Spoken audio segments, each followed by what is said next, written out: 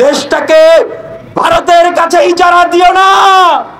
আমার এই স্বাধীন সার্বভৌম বাংলাদেশকে রক্ষা করতে হবে। তোমাদের লজ্জা হওয়া উচিত। এই দেশের আইন শৃঙ্খলা বাহিনী, তোমরা এই দেশের সন্তান, এই দেশের তেলে জলে তোমাদের বেড়ে ওঠা। আমরাও এই দেশের সন্তান।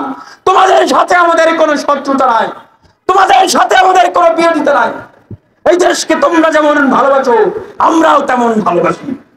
এই দেশের স্বাধীনতা সার্বভৌমত্বকে রক্ষা করার দায়িত্ব তোমাদের, যেমন আমাদের সকলের স্বাধীনতা সার্বভৌমত্ব রক্ষা করার দায়িত্ব। দেশপ্রেমকে বিক্রি করে দিও না। জাতীয় পার্টিকে কেনা যায়, তারা সরকারের কাছে হাত পাতে, আসন ভিক্ষা চায়। শাহজাহান ওমরের মতো নেতাদেরকে কেনা যায়, সৈয়দ ইব্রাহিমের মতো নেতাদেরকেও কেনা যায়। বর্ষিয়ান নেতারাও কুরবানির গরুর মতো দাওয়ার দামে ওঠে, কিন্তু এই তরুণ ছাত্র নেতারা, তাদেরকে কেনা যায় না। আপনারা জানেন, নির্বাচনের আগে আমাদেরকেও অফার করা হয়েছিল, শুনেছেন অনেকবার। এদিকে আমাদের নেতৃবৃন্দদেরকে চাপ প্রয়োগ করা হচ্ছে যে তোমরা নির্বাচনে যাবে কি যাবে না, তোমাদেরকে নিবন্ধন দেওয়া হবে, পয়সা দেওয়া হবে, এমপি মন্ত্রী বানিয়ে দেওয়া হবে, আর যদি না যাও তোমাদের যে মামলা দেওয়া হয়েছে তোমাদেরকে জেলে পড়া হবে। আমার বাবা যখন আমার সাথে সাক্ষাৎ করতে গিয়েছিলেন, তিনি অনেক কৌশলে সেই কথাগুলো আমাকে বললেন। আমি জেলখানা থেকে বলেছি, হ্যাঁ আমার উপর নির্যাতন করা হয়েছে, আমাকে 10 ফিট বাই 15 ফিট একটি ছোট্ট ছেলের ভিতরে আমাকে নিঃসঙ্গভাবে রাখা হয়েছে। আমি যেন হার্ট অ্যাটাক করি, ব্রেন স্ট্রোক করি বা মরে যাই। আমি যদিও মরে যাই, এদেশের মানুষের জন্য মৃত্যুবরণ করব। আমার দলের নেতৃবৃন্দদেরকে বলে দিবেন, আমার দলের তরুণ দেশপ্রেমিক নেতাদেরকে বলে দিবেন, তারা যেন এই সরকারের সাথে আপোষ না করে। আপোষ করলে কি হবে? আপোষ যদি আমরা করি, এই দেশের মানুষ আর কোনদিন নতুন কোন রাজনীতিকে নিয়ে স্বপ্ন দেখবে না। এই দেশের জনগোষ্ঠী, এই জনপদের মানুষ আর কোন তরুণ নেতাদেরকে বিশ্বাস করবে না। আমরা সেই বিশ্বাস ভঙ্গ করিনি।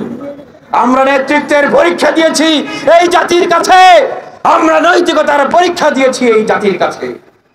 আমরা জাতির কাছে আহ্বান জানাচ্ছি, এই যে এই অঞ্চলের যে রাজনৈতিক সংস্কৃতি, যখনই কোনো আপোষহীন নেতার উত্থান হতে থাকে, যখনই কোনো আপোষহীন দলের উত্থান হতে থাকে, তখনই তাদের চরিত্রে কালিমা লেপন করা হয়।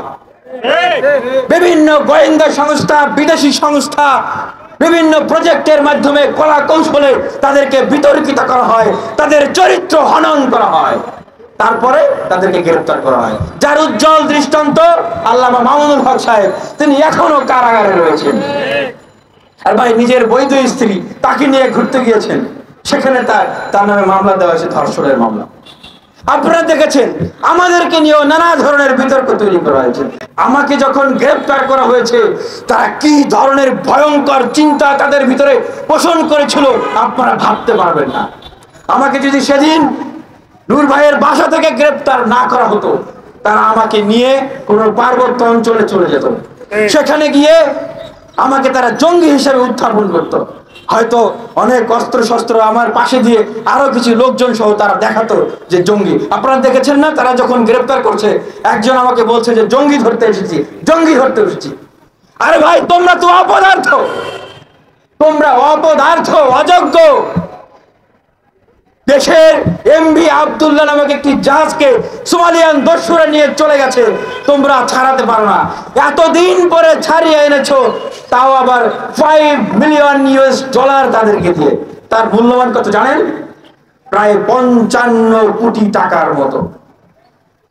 অথচ তোমরা আমার মতো একজন কি বলবো নিরীহ ছাত্র নেতা, অসহায় ছাত্র নেতাকে তোমরা জঙ্গি হিসেবে উত্থাপন করছো। কত বড় অপরাধ তোমরা! তোমাদের লজ্জা হওয়া উচিত। এই দেশের আইন শৃঙ্খলা বাহিনী, তোমরা এই দেশের সন্তান, এই দেশের তেলে জলে তোমাদের বেড়ে ওঠা। আমরাও এই দেশের সন্তান। তোমাদের সাথে আমাদের কোনো শত্রুতা নাই, তোমাদের সাথে আমাদের কোনো বিরোধিতা নাই। এই দেশকে তোমরা যেমন ভালোবাসো আমরাও তেমন ভালোবাসি। এই দেশের স্বাধীনতা সার্বভৌমত্বকে রক্ষা করার দায়িত্ব তোমাদের যেমন আমাদের সকলের স্বাধীনতা সার্বভৌমত্ব রক্ষা করার দায়িত্ব। দেশপ্রেমকে বিক্রি করে দিও না, দেশটাকে ভারতের কাছে ইজারা দিও না। আমার এই স্বাধীন সার্বভৌম বাংলাদেশকে রক্ষা করতে হবে। সেই রক্ষা করার জন্য আজকে তরুণ ছাত্রদের সারা বাংলাদেশের বিশ্ববিদ্যালয় ক্যাম্পাসগুলো থেকে জেগে উঠতে হবে, জেগে উঠতে হবে, জেগে উঠতে হবে। গতকালকে দেখলাম যে আমাদের রব ভাই স্বাধীনতার পতাকা উত্তোলন করেছিলেন, যে মহান ব্যক্তি তিনি কান্না করছেন। আজকেও দেখছেন যে আমি কাঁদো কাঁদো কণ্ঠে আপনাদের কাছে কথা, আপনাদের সামনে কথা বলছি। কারণ কি জানেন? কারণ জানেন? আপনারা হয়তো জানেন না, বলে দিচ্ছি। আবারও যে কোনো সময় আমাদেরকে গ্রেফতার করা হতে পারে, যে কোনো সময়, বা যে কোনো ভাবে সাবোটেজ করে অথবা অ্যাসাসিনেট করে আমাদেরকে মেরে ফেলা হতে পারে। একটু আগেই বলেছি কেন? কারণ এরা পয়সার কাছে বিক্রি হয় না, এরা মাথা নত করে না, এরা আপোষ করে না। তাদের ভাষায় আমরা নাকি রাজনীতি বুঝি না, আমরা নাকি বেশি সৎ, আমরা নাকি উন্মাদ দেশপ্রেমিক। সেজন্যই বলছি, এই সারা বাংলাদেশে এরকম যারা উন্মাদ দেশপ্রেমিক রয়েছে, এই সারা বাংলাদেশে যেই তরুণরা রয়েছে যারা বিক্রি হয় না, তাদেরকে এগিয়ে আসতে হবে। এই বাংলাদেশকে ভারতের অতি আধিপত্যবাদ, অনেক আধিপত্যবাদ থেকে মুক্ত করতে হবে। ইন্ডিয়া আউট যে মুভমেন্ট তৈরি হয়েছে, সেই মুভমেন্টকে এগিয়ে নিয়ে যেতে হবে। আমাদের আগামী দিনের মুক্তির পথ এটি। India out, reform Bangladesh. ইন্ডিয়ার এই আধিপত্যবাদ থেকে বাংলাদেশকে মুক্ত করতে হবে। যেভাবে 1971 সালে পাকিস্তানের অকুপেশন থেকে বাংলাদেশকে এই বাংলার তরুণ জনতা, ছাত্র, কৃষক, কামার কুমার মিলে মুক্তির যুদ্ধ করে তাদেরকে হটিয়ে দিয়েছিল। আর এই গুণধরা 53-54 বছরের বাংলাদেশকে সংস্কার করতে হবে। এদেশের আইন বিভাগ, বিচার বিভাগ, শাসন বিভাগ, এদেশের গঠনতন্ত্র সবকিছুকে সংস্কার করতে হবে। দুর্নীতি বান্ধব কোনো গঠনতন্ত্র, এক কেন্দ্রিক ক্ষমতা কাঠামোর রাষ্ট্র ব্যবস্থা এই বাংলাদেশে আর চলতে দেওয়া যাবে না।